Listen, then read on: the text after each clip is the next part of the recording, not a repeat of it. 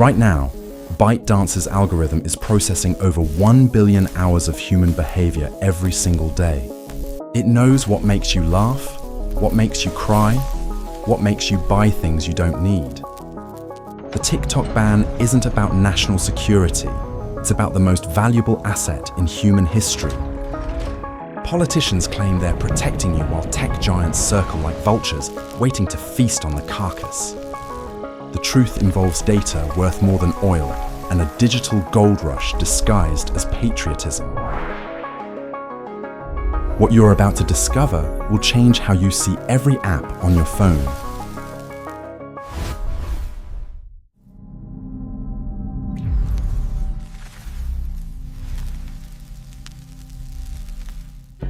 In 2012, Zhang Yiming started ByteDance in a cramped Beijing apartment with a simple idea.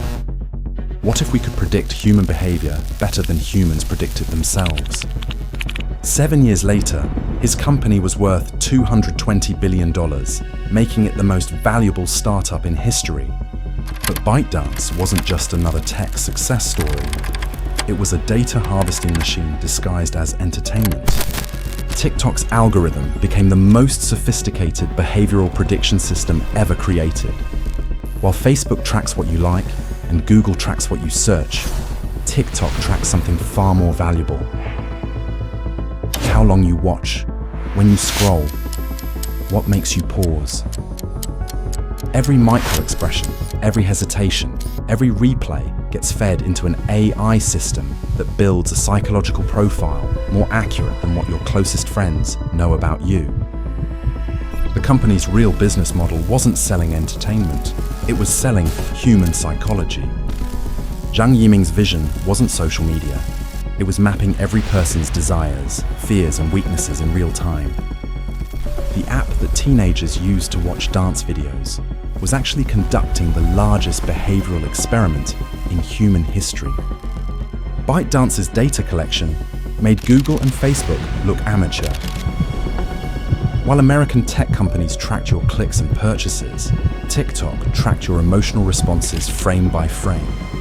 The algorithm knew if you were depressed before you did, if you were about to break up with someone, if you were planning to quit your job. This wasn't social media. This was mind reading at scale.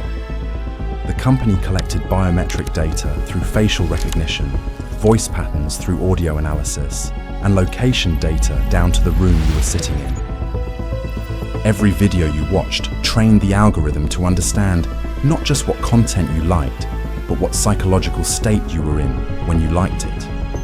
They could predict your behavior weeks in advance. By 2020, TikTok had 100 million American users spending an average of 90 minutes per day on the app. That's 150 million hours of behavioral data flowing to ByteDance's servers every single day. The company knew more about American consumer psychology than American companies did. Then something shifted in Washington. US officials realized they weren't regulating an app. They were facing a digital superpower that had weaponized human attention. ByteDance had built the most powerful influence machine in history, and it was controlled by a company with deep ties to the Chinese government. The algorithm that seemed designed to entertain was actually designed to understand, predict, and potentially manipulate human behavior on a massive scale. The moment officials understood what ByteDance had actually built, the national security conversation changed completely. This wasn't about protecting user privacy. It was about controlling the future of human influence itself.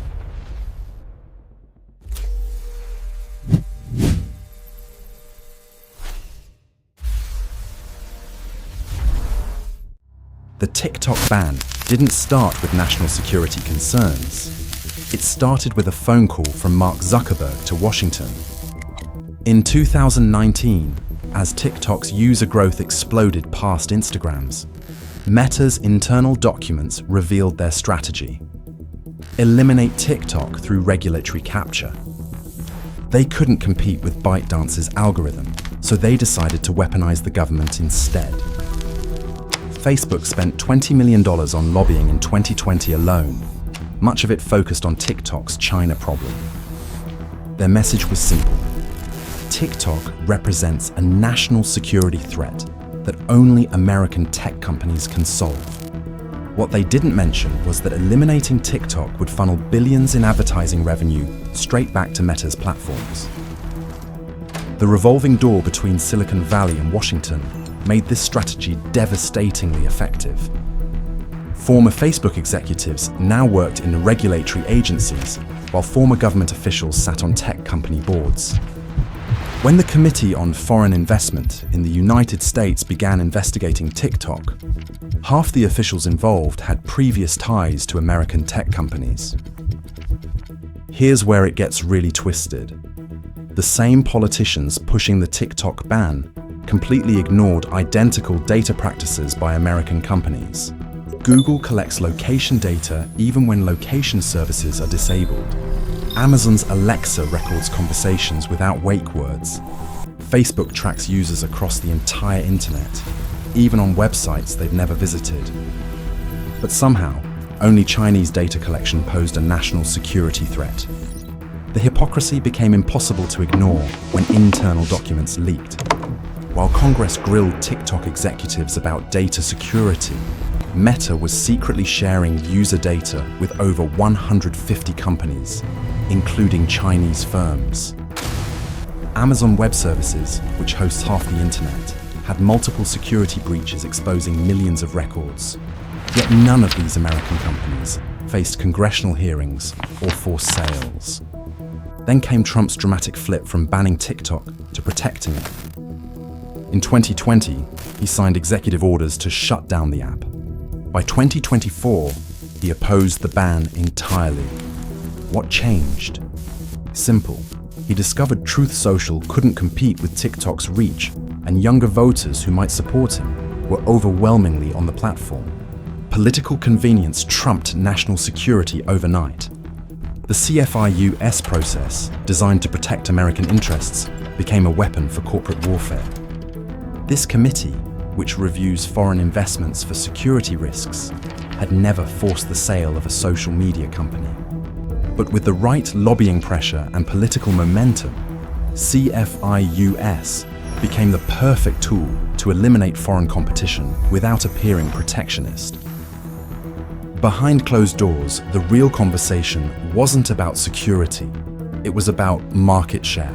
American tech companies had lost the innovation race to ByteDance, and they couldn't accept it. TikTok's algorithm was simply better at predicting human behavior, creating more engaging content, and keeping users hooked. Instead of building better products, American companies chose to eliminate the competition through government force. The national security narrative provided perfect cover for what was essentially a corporate coup. Officials spoke gravely about data flowing to Beijing, while ignoring the fact that American companies sold similar data to anyone willing to pay. The difference wasn't the data collection. It was who controlled the algorithm that turned raw data into behavioral prediction. What makes this especially insidious is how the ban weaponized legitimate privacy concerns for corporate benefit. Americans genuinely worried about data security, and politicians exploited those fears to benefit their Silicon Valley donors. The same lawmakers who refused to pass comprehensive data privacy legislation suddenly became privacy advocates when it meant eliminating Chinese competition. The most telling detail? The proposed legislation didn't actually stop data collection or improve user privacy. It simply transferred control of the data from ByteDance to American companies. Users would still be tracked, manipulated, and surveilled, just by the right companies with the right political connections. This wasn't about protecting Americans from data harvesting. It was about ensuring only American companies could harvest that data. The government's hidden agenda was simple: eliminate foreign competition in the attention economy, regardless of the consequences for innovation, free markets, or the millions of Americans who built businesses on TikTok's platform.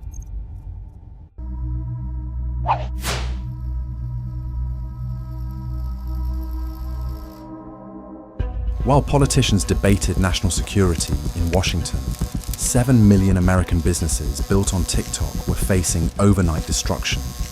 These weren't just teenagers making dance videos. They were entrepreneurs, small business owners, and creators who had built million-dollar empires using ByteDance's superior algorithm. The ban wasn't just eliminating an app, it was transferring $50 billion in creator value directly to established platforms. Take Sarah Chen, who built a $2 million skincare business entirely through TikTok. Her products never appeared in stores, never had traditional advertising, never needed celebrity endorsements. TikTok's algorithm identified people interested in skincare, showed them Sarah's authentic reviews and tutorials, and converted viewers into customers at rates that made traditional marketing look prehistoric. Her business employed 15 people and generated millions in tax revenue. The ban would destroy it overnight. Or consider Marcus Williams, who quit his corporate job after his TikTok account teaching financial literacy reached 3 million followers. His courses, coaching programs, and affiliate partnerships generated $500,000 annually. He tried YouTube for years without success, posted on Instagram daily with minimal growth, but TikTok's algorithm found his audience within months. The platform didn't just give him followers, it gave him financial freedom. These success stories weren't accidents. TikTok's algorithm was fundamentally different from its American competitors. Instagram's algorithm favored accounts that already had large followings, creating a rich-get-richer system that locked out newcomers. YouTube's algorithm prioritized watch time, making it nearly impossible for new creators to compete with established channels. But TikTok's algorithm was truly meritocratic. It cared only about engagement, giving unknown creators the same chance as celebrities. This created an explosion of entrepreneurship, unlike anything in social media history. Small businesses that couldn't afford traditional advertising found customers through viral TikTok videos. Artists who couldn't get gallery representation sold paintings directly to fans. Musicians bypassed record labels entirely, building audiences that translated into sold-out concerts. The platform democratized attention in ways that terrified established media companies. Marketing agencies specializing in TikTok strategy employed thousands of people across the country. These weren't just social media managers. They were data analysts, content strategists, and creative directors who understood how to work with TikTok's unique algorithm. When the ban hit, these agencies would lose their primary service offering overnight, forcing massive layoffs and business closures. The ripple effects extended far beyond individual creators. TikTok drove traffic to websites, generated sales for e-commerce stores, and created demand for products that existed nowhere else. Entire supply chains had developed around TikTok trends. Manufacturers in small towns produced items specifically designed to go viral on the platform. The ban wouldn't just hurt creators, it would devastate the entire ecosystem built around TikTok commerce. Politicians claimed Instagram Reels and YouTube Shorts could replace TikTok, but creators knew better. These platforms were pale imitations of TikTok's discovery engine. Neither platform could replicate TikTok's ability to turn unknown creators into overnight sensations. The generational wealth gap was about to widen dramatically. Millennials and Gen Z had finally found a platform that rewarded creativity over connections, authenticity over production value, and engagement over follow count. TikTok gave young entrepreneurs a chance to build businesses without traditional gatekeepers, venture capital, or family money. The ban would slam that door shut, forcing them back into systems designed to benefit those who already had wealth and connections. What made this especially cruel was the timing. Many creators had just quit traditional jobs to focus on TikTok full-time. They'd invested their savings in equipment, hired employees, and signed lease agreements for studios and offices. The ban would force them into bankruptcy while transferring their audiences to platforms owned by some of America's wealthiest corporations. The human cost was staggering. But the real tragedy was what America was losing: the most innovative platform for discovering and nurturing new talent. TikTok hadn't just created individual success stories, it had created an entirely new model for how creativity and commerce could intersect. The ban wasn't protecting American interests, it was destroying American innovation to benefit a handful of Silicon Valley monopolies.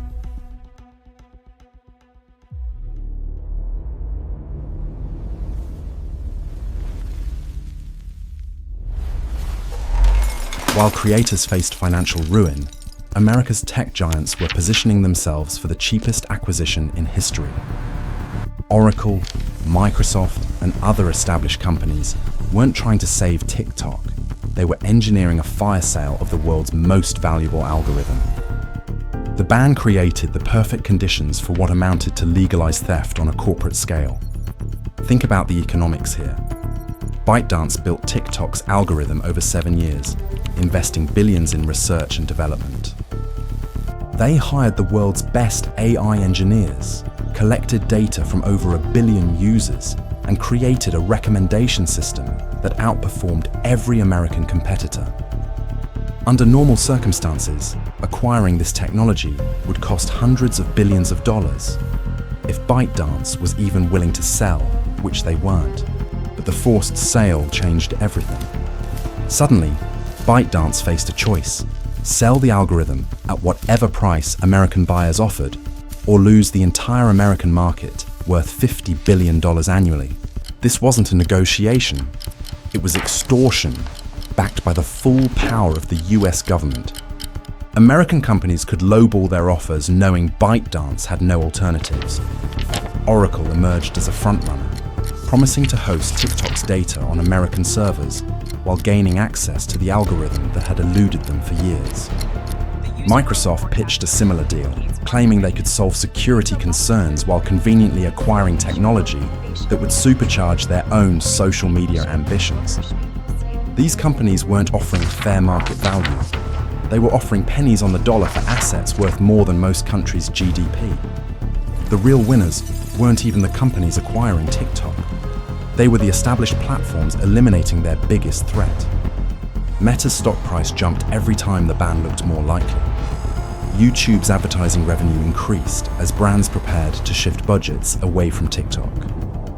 Twitter's user engagement metrics improved as creators started posting more content on alternative platforms. The ban was the best thing that ever happened to American social media companies.